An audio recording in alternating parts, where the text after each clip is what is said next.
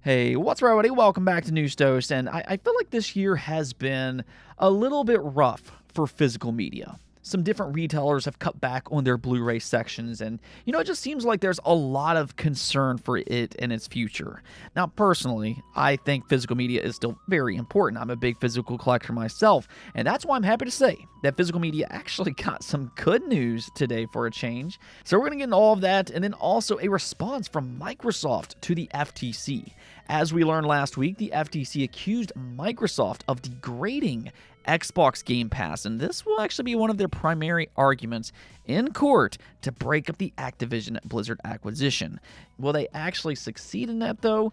Well, Microsoft has a lot to say about that, and we'll take a look at their response today, and I'll give you some of my general thoughts about this entire situation.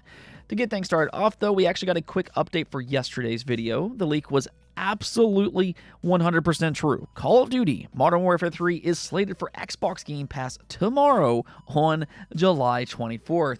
So there you go. I know it's been a long wait, far too long in fact, but Game Pass subscribers will finally get a Call of Duty game. And even better here is that this is the newest entry that released just last year.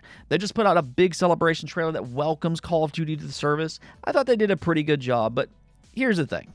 We talked about this yesterday, but it seems like Microsoft's plan is to do a slow rollout for Activision Blizzard Game Pass content. And, well, we already have another leak about their next Activision Blizzard game and exactly when it will release. According to Exodus TV, which has had a pretty good track record here recently, says that the Crash Insane trilogy is pegged for August 8th.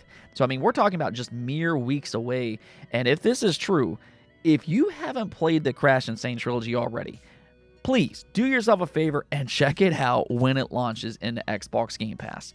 I personally think it's one of the best platformers ever made, and I know some of you probably look at it like it's, some kind of kid game just based on its visuals, but no, it's absolutely not. Yes, kids enjoy it, but so too can adults because these games are deceptively challenging. So definitely give them a try and you might find yourself surprised. Now, since we're on the topic of Game Pass, though, just real quick, I do want to go ahead and correct some information that I said in my last video. For some reason, I thought that Diablo 4 Vessel of Hatred was announced for Game Pass, but apparently that's not the case thus far. So my mistake on that, and thank you all for pointing that out to me in the comments. Let's go ahead and move on over to some PlayStation news because the long-awaited Lost Soul side is set to get another reveal at China Joy on July 26. You can see the official statement here, which reads, during China Joy on July 26, game director Yang Bing will give an interview.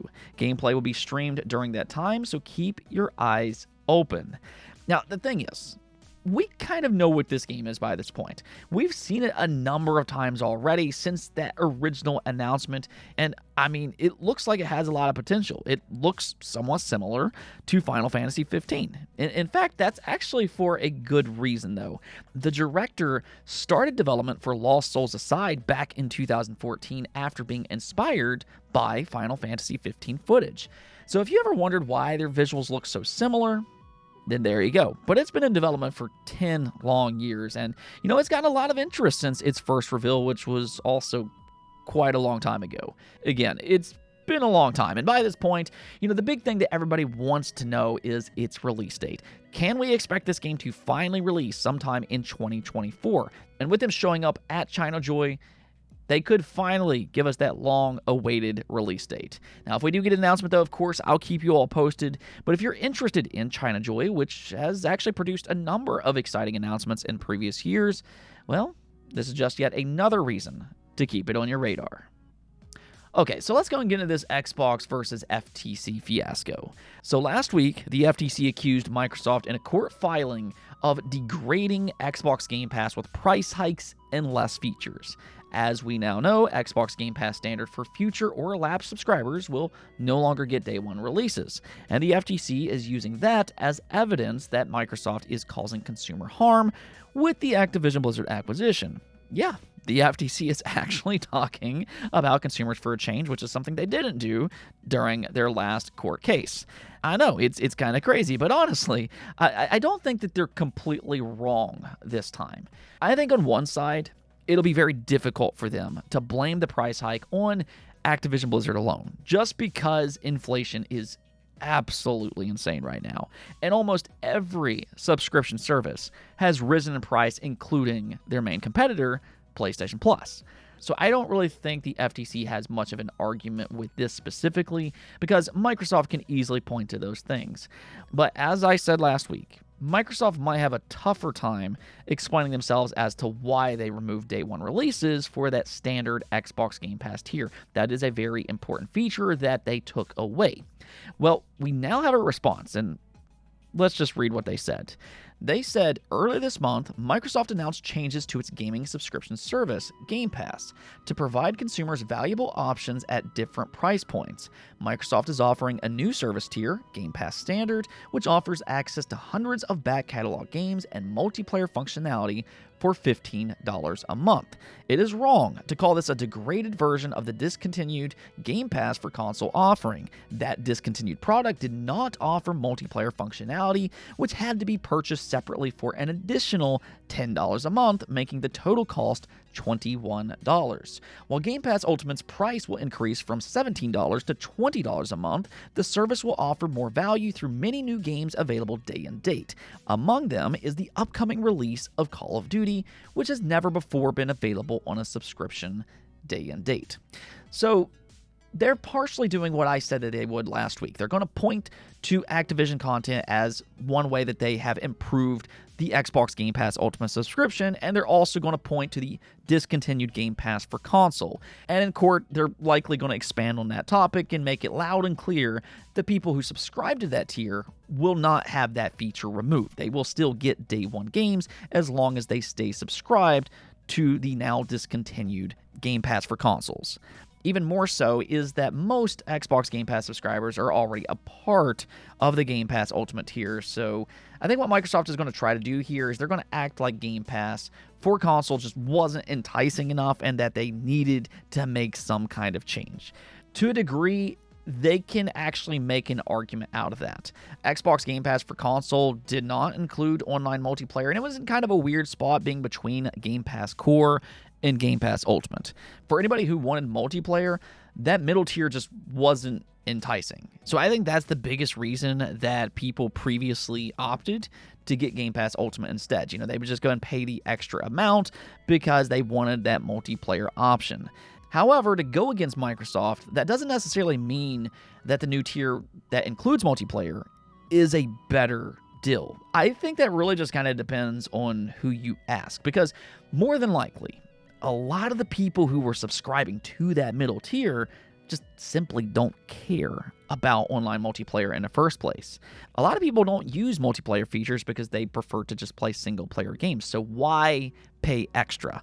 So, I mean, yes, technically Microsoft is adding value to Game Pass Standard by including online multiplayer, and that does make it more enticing, I'd say, for people subscribed to Game Pass Core for them to upgrade. But for people who don't care about multiplayer, which was probably the people who were already subscribed or has in the past, does the included multiplayer make up for all of the day one releases and what that would have saved for those subscribers? And I think the answer to that part is no. So I don't really think the FTC is completely wrong this time. You all have seen me give them a hard time in the past, but I don't think they're completely wrong this time. Now, with that said, do they have a legitimate argument that will hold up in court? And right now, and this is just my early opinion on this, but I'm not really expecting much from the FTC's appeal. Yes, Microsoft is going to have to better explain this decision to people who don't really understand gaming all that much, but right now, I just don't think that the FTC has enough to make a good case. Okay, one last thing before we go. We actually got some good news for physical media. As a physical collector myself, this is a nice change of pace. And what's happening here is that Capcom was asked about physical games during a Q&A. Of course, they just released Kumitsugami Path of the Goddess as a digital-only game. And it's been well known for a while that the majority of Capcom's games are sold digitally. So this question is completely merited. But this was their response. Given that a significant number of end users demand physical games, we currently do not expect to eliminate physical products. So there you go. Capcom is absolutely holding the line right now, as they very much should be. They are completely correct from a business side of things. Even though people who prefer physical media is in the minority by this point, there are still a lot of people who prefer that option and refuse to buy digitally. Then, of course, we also have to consider Capcom's home region being Japan. Physical is still very popular in Japan, so unless that changes, then it would make no sense for a Japanese company to bail out on physical media. At the end of the day, though, I think this decision is going to rely more on the console makers and what they decide to do next. Publishers really just want to sell as many games as they possibly can. And if there's a market out there for physical games, then they're absolutely going to do that, or at least for the most part. There are some exceptions with games like Alan Wake and Kumitsugami, but in most cases, publishers will put their games on physical when they can. So I think the future of physical games is going to be more about whether or not PlayStation and Xbox decides to support it with their next consoles. Now, I think out of the two, PlayStation is more likely to support physical media. Nintendo is pretty much a guarantee for physical, but it'll be very interesting to see what Xbox does, all while they have Xbox Game Pass as a main selling point, which kind of eats into physical media. So Xbox's next console, I think specifically, will be a big question mark. But let me hear your predictions in the comments below. Do you think physical media will be a thing next generation? And if so, do you think both PlayStation and Xbox will support it? Or instead, do you think it will just be somebody like PlayStation and that Xbox will go digital? Let me hear your thoughts in the comments below.